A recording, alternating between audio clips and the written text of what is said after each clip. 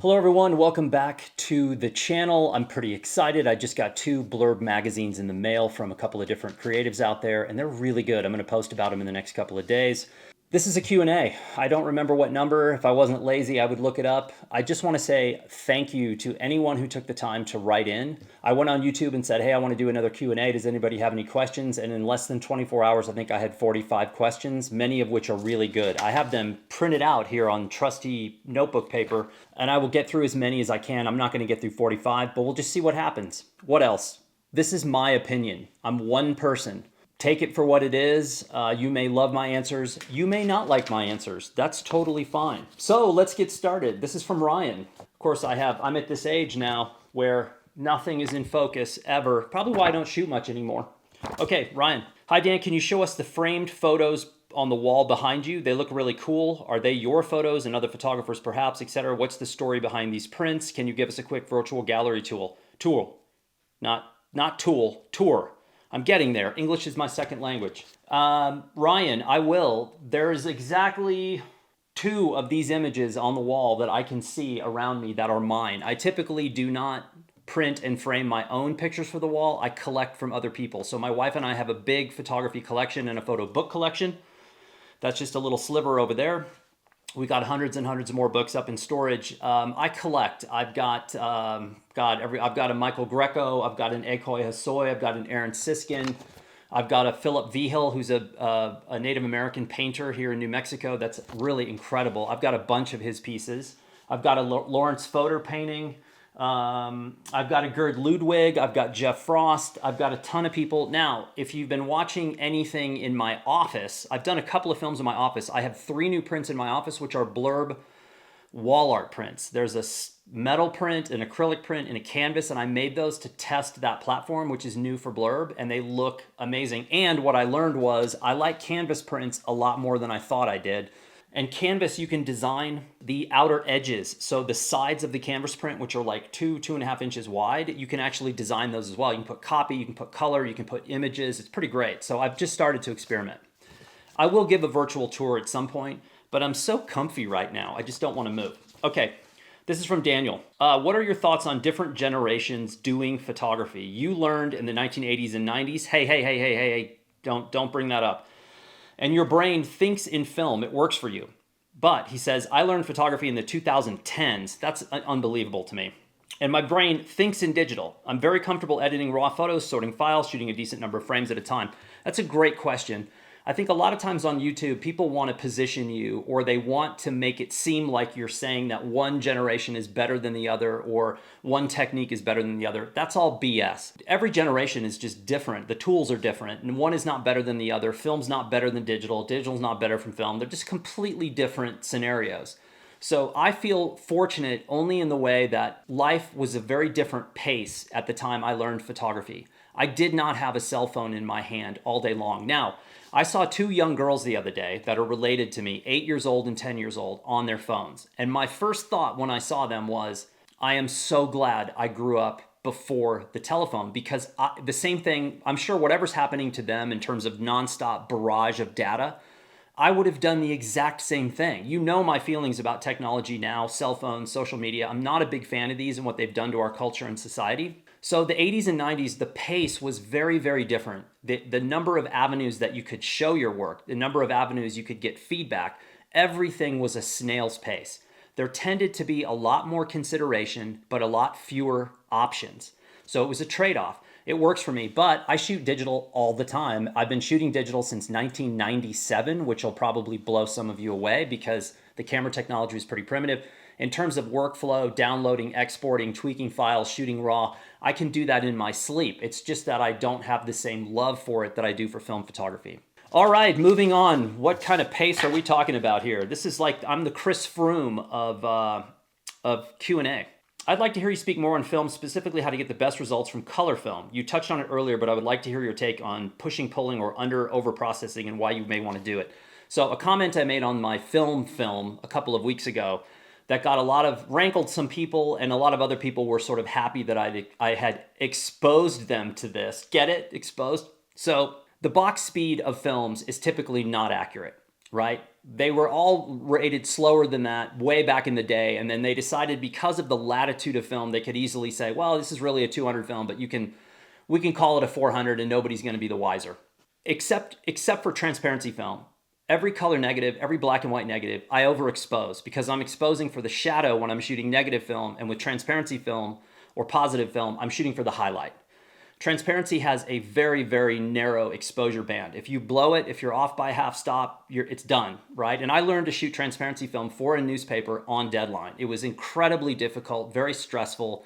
I blew images from time to time. Your camera meter at the time was a huge deal. When Nikon came out with the Matrix meter, we called it the magic meter because you couldn't fool it. You could shoot a pro football game and players would be coming out of the tunnel in deep shade and hit bright midday sun, and that meter would compensate. It was magic. It was amazing. Canon was horrible at the time.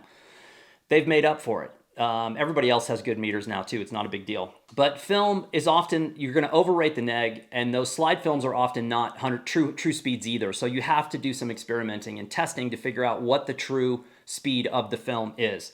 In terms of pushing and pulling, again, this is a master experiment. Some films push well, others do not push at all. Depends on your chemistry, depends on the temperature, the agitation, all of these different things. Film is a language. And if you haven't shot film, then you are literally at infant stages where you might understand some of the sounds, but you certainly can't string together a sentence or a paragraph or a novel. Film is endless.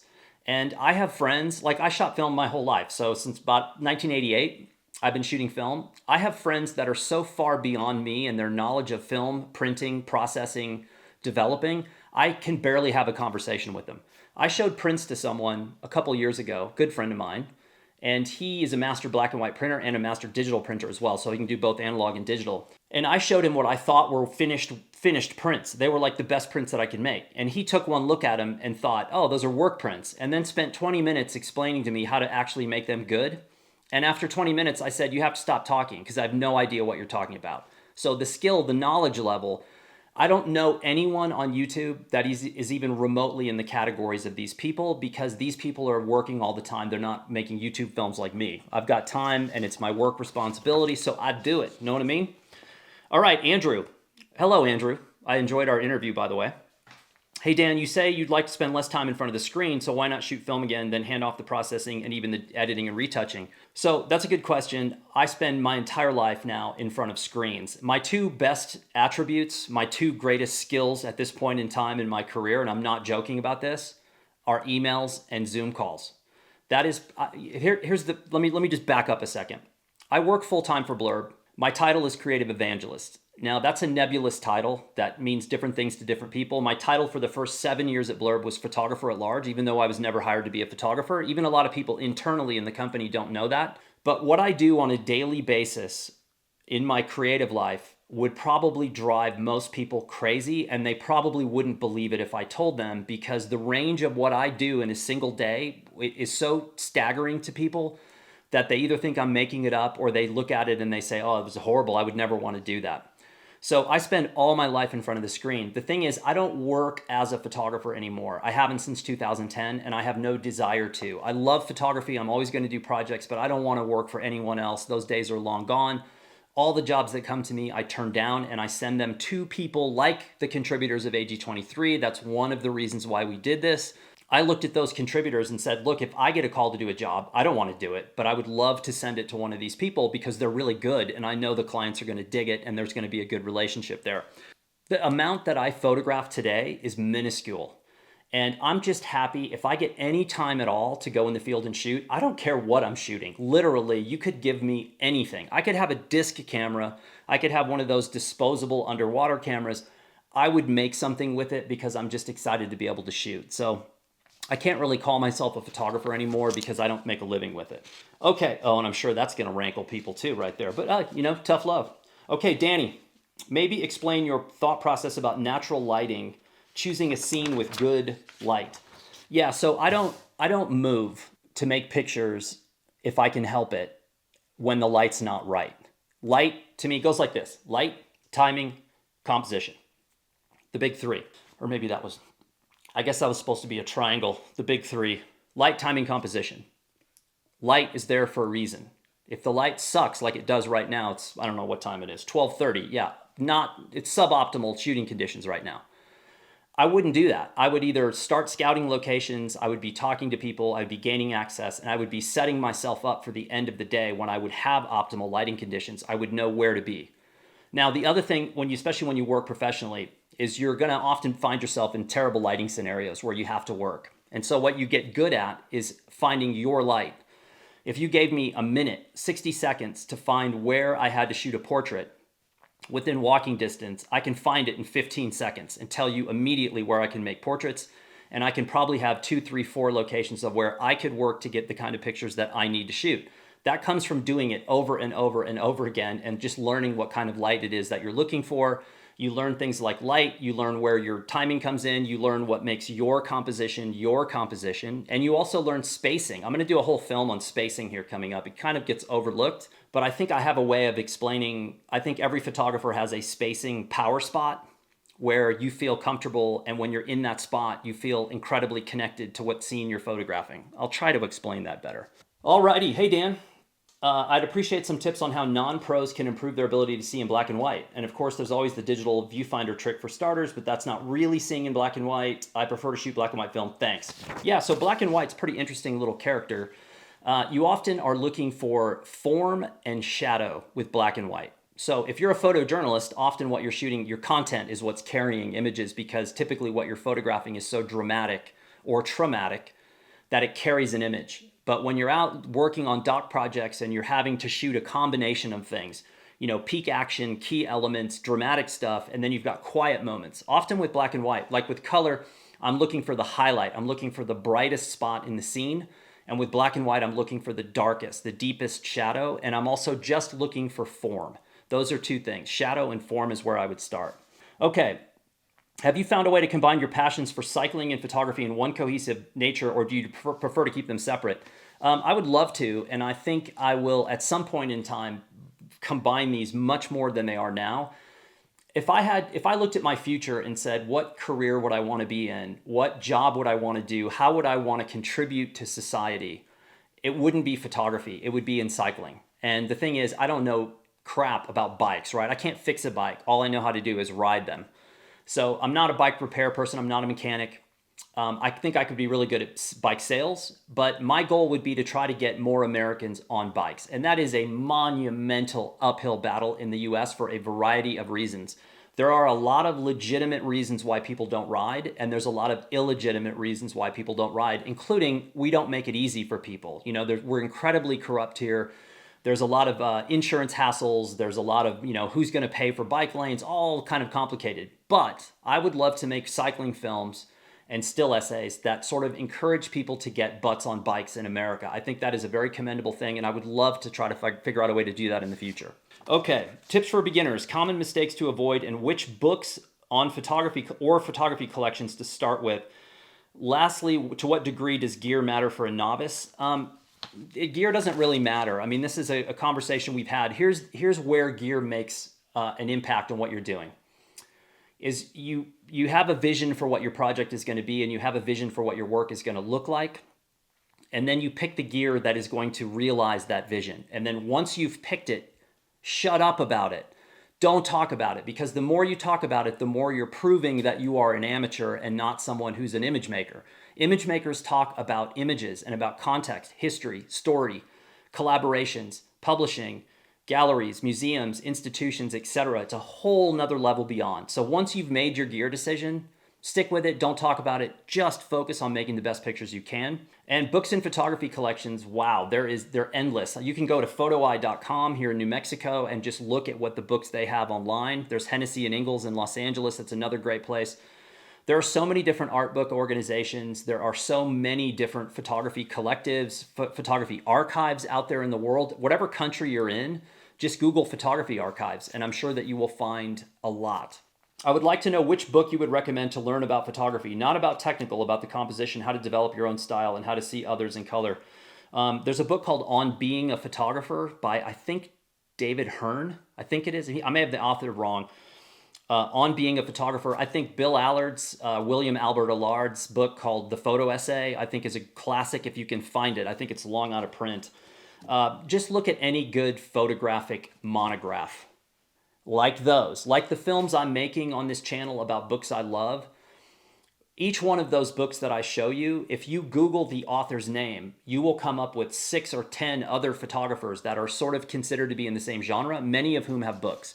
The book, regardless of what you hear on YouTube, the book is still incredibly important in the professional high-level industry. It is a sign of being chosen. It's a sign of being respected. It's a sign that someone else had financial belief in you, that you could actually sell a book. There are so many things that books mean that are basically a calling card. They are a business card that cuts through the noise of the industry. If you're getting in to see a museum curator, a gallery curator, a collector, these are my books. Boom, that is like the first step that cuts through. No one's going to ask for a YouTube channel. It doesn't work that way.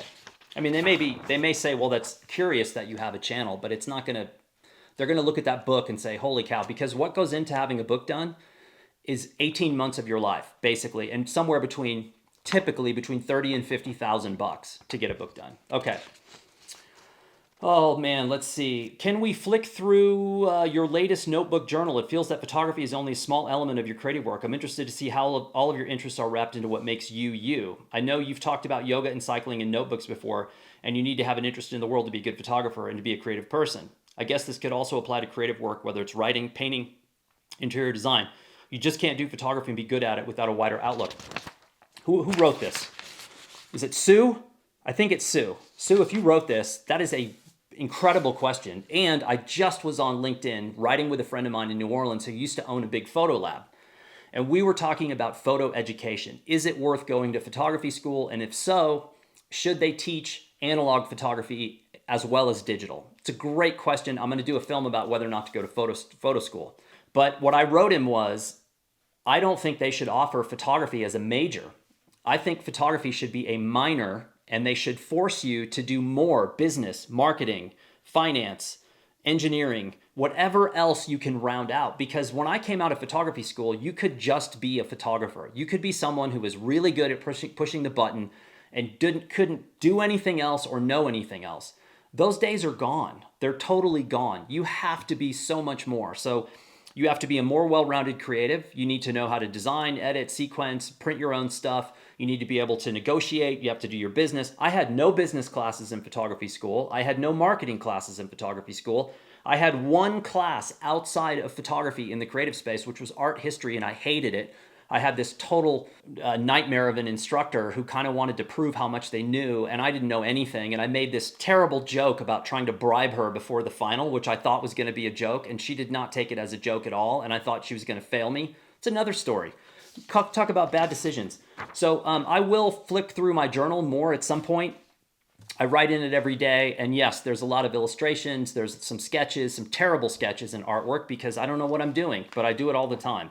Okay, James. Dan, I think what differentiates you from many of the photographers on YouTube is your wisdom from the time spent in the game. What trends have you seen in photography and photos through the 90s, 2000s, and 2010s? How to avoid them and have your own voice, thanks in advance. So James, it's a great question. There's always been trends in photography, whether it was cross-processing or when Michael O'Neill started shooting portraits with lighting where you overpowered ambient. If your ambient exposure was 250 f8.5 and you shot 250 at at 11.5 and the primary light source became the strobe, but you could also see the ambient. That hit in the 80s and suddenly everybody was doing it. So trends, when you are working as a professional photographer and trying to put food on the table, you are more prone to fall into trends, especially if you are a generalist. That to me is a very short-term solution for being a photographer today. The number of people that I know that work that way now is going down in a absolute rapid fire way because there's too many generalists and the work doesn't stand out. The hardest part to figure out, the hardest thing as a creative is to figure out who the heck you actually are and what it is you're trying to say. That can take years. It took me 10 years of shooting every day, full-time professionally, to figure out, oh, I know who I am now. And the only reason I figured it out was I quit. And I sold all my equipment except for an M6 and a 35 or 50, I can't remember which one. And that's all I shot for 4 years. I just did my own stuff. And then I was like, oh, and this is, by the way, after 4 years of photography school. So that's the hardest part. If you figure out who you are different from me. So what is it that you make that I don't or I can't?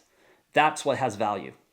Cesar, good question here. Hi Dan, would you ever do a photo workshop in Santa Fe in the future? And I got my AG23 mag in the mail. It's great. Thank you, Cesar. We really appreciate that. We're working on issue 2 now. It is a mountain. We're at the bottom right now, but we'll get there. Yes, I've taught in Santa Fe before. There is maybe a chance that I would teach there again. I honestly don't think I'm a good workshop instructor, and here's why. I can't fill a workshop because my philosophy about photography is so different from what the industry is telling people and what YouTube is telling people and social media is telling people. I think that most of that stuff is complete BS. So people look at my workshop classes and they go, who is this guy? One, I don't have a name. No one knows me.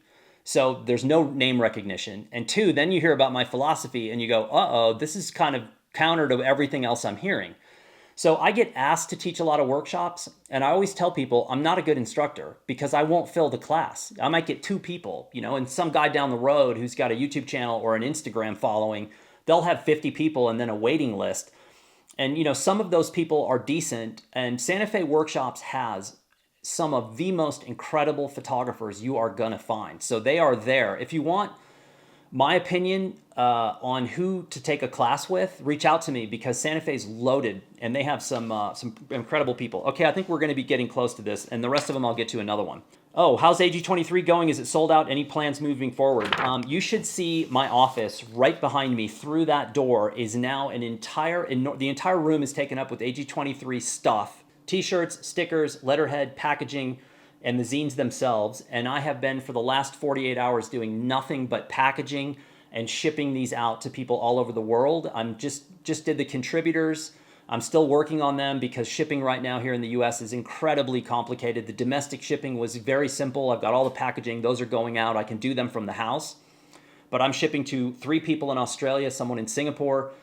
It's complicated and it is really expensive now. There are fewer options than there were prior to COVID. We're talking $80 to $100 a package to get something over to the other side of the world right now. It's kind of daunting. The software's buggy. So AG23 is what I would call a second full-time job that I'm doing for free. However, it's worth it because I think projecting what will happen with this in the future, or potentially what will happen, based on the fact that Beyond has gone all in and they have been by far the best collaboration partner I've ever had. There is no one else in the conversation. But Rick, the director of Beyond, he's got more on his plate than I do. So I look at what he's doing and I'm thinking, how is he doing any of this? Because his full-time gig at Beyond is so intense.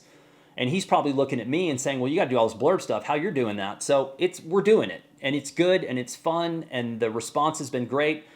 I did my first film on Andrew Kaufman. I'm now working on Charlene Winfred and Frank Jackson. Those are the next 2 films about why we chose their work, why we think they're interesting.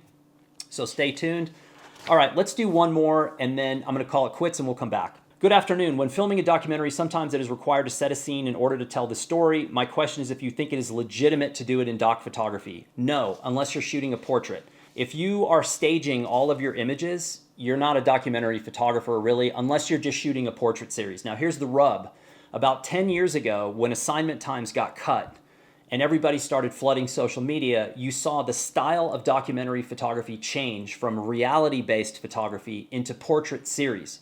And the reason for that is that portraits could be done very quickly. You could go shoot an entire body of work in 2 days. I saw this happen 1,000 times. Reality-based documentary work takes forever, takes access. You can't stage it. You have to wait and wait and wait. And most photographers are not willing to do that. They're trying to be famous right away.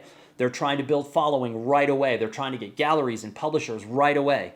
And so the portrait series suddenly took over the documentary space, where I would see these photographers go shoot environmental portraits and they loved medium format film, large format film, suddenly landed on the scene like it had just been discovered. It was a weird thing. It's still happening. I still see photographers doing this all the time. The kind of work that I love to do, the reality-based stories, I don't have time to do it anymore. I haven't had time in 10 years. Occasionally I get out, I get a little snippet here and there. And within 24 hours of being in the field, I go, I can't do this anymore because I don't have the time. I could go shoot portrait series, no problem. I could go do it tomorrow. I'm on my way out of town for a day. I could go do it tomorrow. I'm not interested in doing that. I love portraits, but I'm not going to do an entire series or project based on portraiture because it just doesn't thrill me as much. as doing the real documentary stuff. And when I say real, I just mean reality-based, where I cannot orchestrate or move. And secondarily to this, because I've been asked this a bunch, I have never in my life taken anything out of a photograph digitally. If you are taking things out of a photograph digitally, you are not a documentary photographer in the classic sense, because you're manipulating what you see. Some people can handle having distracting things in the background that are totally outside of your control. A lot of more modern era people say, oh, I can't stand it. I would take that out. I would move this. I would take that person out. I would do this. Just do illustration. If you label that photo illustration, that's one thing. But to say it with documentary work is something else. The one exception to this, the one person that I think has done this more masterfully than anyone else is Pedro Meyer, the Mexican photographer. Pedro, I've seen people go crazy. He turns people inside out because he manipulates documentary work, but he does it for very specific reasons, and he doesn't apologize, and it's really masterful. All right, that was it for this time. I'm going to take the rest of these questions and come back with another session, and I really appreciate you taking the time to do this. And remember, I'm one guy. It's my opinion. That's it. Take it for what it's worth.